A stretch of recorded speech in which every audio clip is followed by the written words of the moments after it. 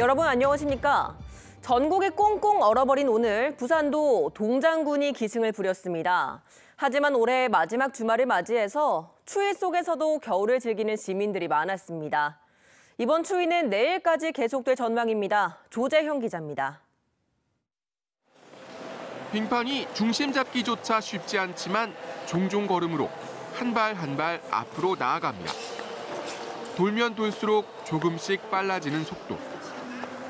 가끔은 꽈당 넘어지지만 미래의 이상화 선수를 꿈꾸며 아픈 것도 참아봅니다. 아빠, 엄마의 연인의 손을 잡고 얼음을 지치다 보면 어느덧 추위는 있습니다.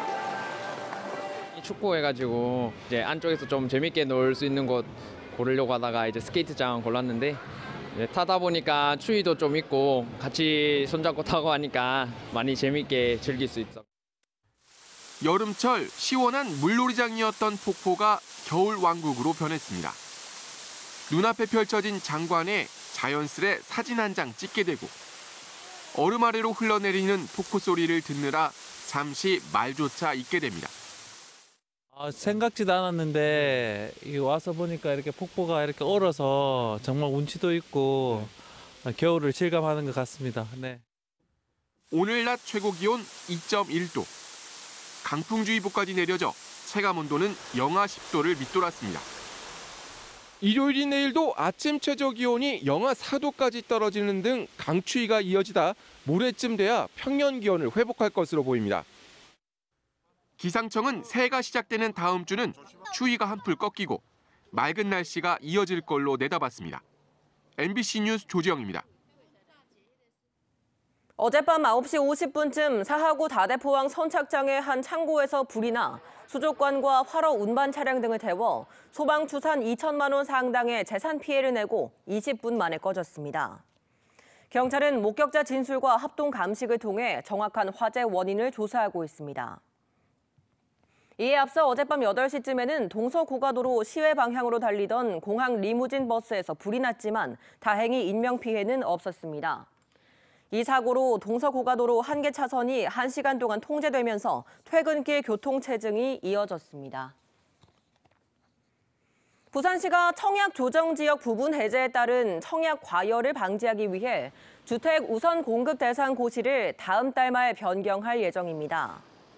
변경되는 고시는 외부 투기 세력을 차단해 부산 거주 실수요자에게 더 많은 청약 기회를 주기 위한 것으로 우선 공급 대상자의 부산 거주 기간을 3개월에서 1년으로 늘리는 내용을 담고 있습니다.